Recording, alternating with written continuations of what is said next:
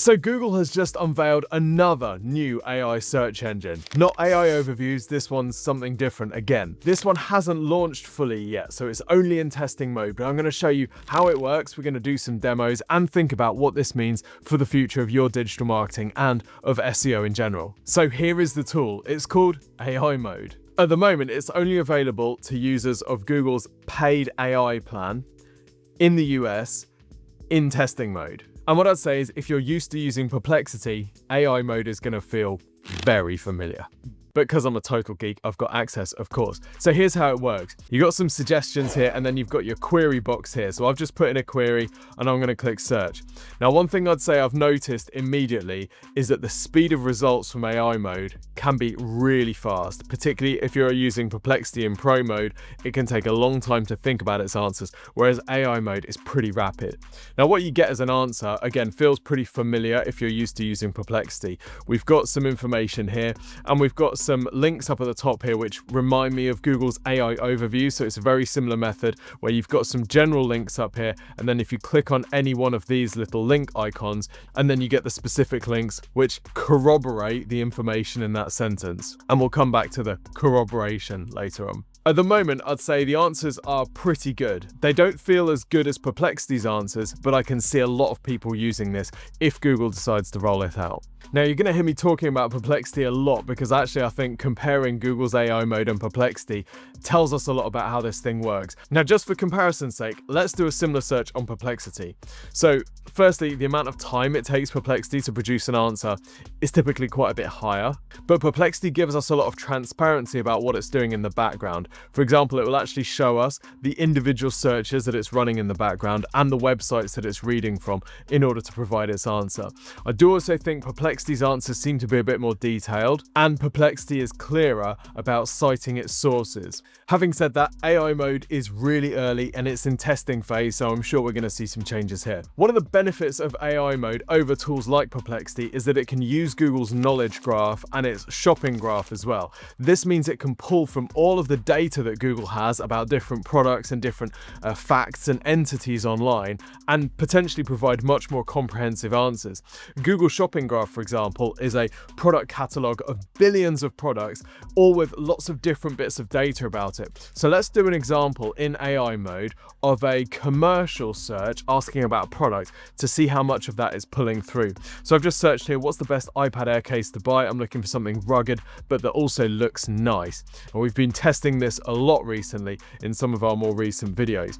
Now you can see here the recommendations it's given are the Zugu iPad Air case. Yes, that's one of our clients, and one of the reasons that they're getting that recommendation is because of this incredible article up here. So what's going on here? Well, AI Mode doesn't appear to have pulled from Google's shopping graph, even though it could, and Google's release documentation said it has access to this. What we've got instead is a similar thing to what we see with Perplexity and other search engines that work like this, where it's done a background search, it's found some high-ranking articles for that background search, and it's basically rewriting the recommendations from those. Of course, what this means is that although the Zugu iPad Air case is being recommended here, the link actually isn't to go and buy the Zugu case, so you would then have to do a follow-up search if you wanted to make a purchase, which feels a little bit inelegant. It seems to me like if Google's got that shopping data, why wouldn't they just link you through to the product? But I expect there's going to be some shopping ad inventory that's added here later on, so that of course Zugu can then pay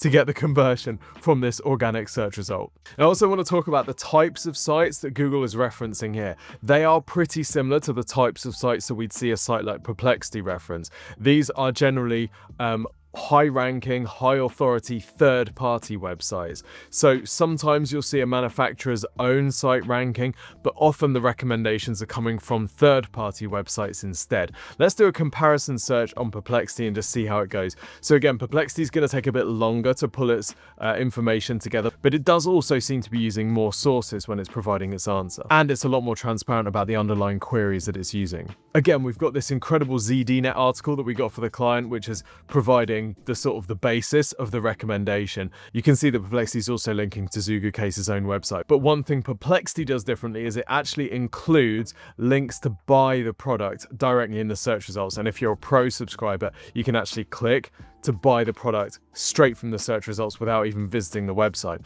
So I expect that gives us a bit of a flavor about where Google would like to take this feature in future. Another type of data that Google doesn't seem to be using yet in AI mode is local data. Here's a local search: who is the top divorce attorney in New York? Now, if you search for this on Google, you will see a map pack, you'll see local results. But AI mode doesn't yet have that sort of functionality, it seems. So what instead it's doing is it's just running a normal Google search, but it's pulling some really unusual sites here. You can see here we've got a divorce lawyer in New York's Instagram page being used as a source for the answer, which feels really unusual and makes me think that actually AI mode is going to be a little bit more gameable, particularly in its early stages, than regular organic results. Okay, so how does AI mode actually work, and what do you do with all of this information? How does it impact your digital marketing activity? Well, whilst the tool doesn't give much transparency on its process, Google has published this PDF, which does give us a little bit more insight into what's going on under the hood. We can see, for example, that AI mode is using a typical process to Perplexity, where it's taking the initial query and using what Google calls a query fan-out technique to break that query down, run lots of sub-queries in the background, and then piece together the answers from those searches. One thing I think Google is still in denial about is the nature of the websites it's linking to. So these are obviously sources, right? These are websites that are providing the information that AI mode or AI overviews are rewriting to produce an answer. But you'll notice Google is really careful about not saying that's what's happening. Instead, they talk about corroborating website results, and that the websites it links to are associated with the response. Although elsewhere it does mention data sources. I expect Google is doing this to protect itself against any allegations that it's cannibalizing traffic to publishers' websites, although clearly that is exactly what's going to be happening here. As for how marketers need to adapt to this, well, actually the game plan here is exactly the same as is required to get recommended in tools like Perplexity or ChatGPT with search. And we've published videos on this new era of SEO, otherwise called generative engine optimization or answer engine optimization before. But broadly speaking, if you want to get ranking in this type of search engine, you need to have two parallel strategies. The first is regular SEO. This involves getting ranking in those underlying web searches, the queries that Google AI mode is fanning out to. If you're being found in the underlying web search, the key to this, of course, is normal SEO, traditional by-the-book SEO. But the second part of this is overlaying some specific tactics to make sure that your business products and services are being recommended in these answers. And that is getting featured on the types of sites that AI mode is referencing. So whether that's getting featured in the industry publications or the third-party sites that are providing the content for these answers. You saw the example there with our client Zugu case, where us getting them featured in sites like ZDNet and Wired means that their products end up being recommended by tools like Perplexity, ChatGPT, and now Google AI mode. One thing's clear though, Google clearly perceives a threat from the likes of Perplexity to be rolling out yet another type of AI-driven search engine. I think if they weren't already seeing a significant traffic drop as a result of people moving over to these AI tools, they wouldn't even be testing this type of thing. So that tells us that generative engine optimization and being found and recommended by these AI tools is without doubt the future of digital marketing. If this type of generative engine optimization or answer engine optimization is really important to you and the future of your business, then you can request a free SEO review from the team here at Exposure Ninja.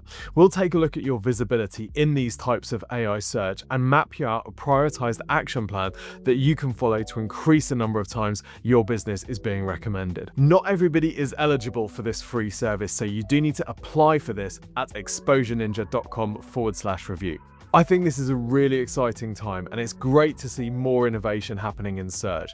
Anytime there's a big change like this, there will be winners and there will be losers, and it's up to us to be the fast movers who stand to gain from these changes, whilst our competitors don't even know that this stuff is happening. Until next time, see you soon.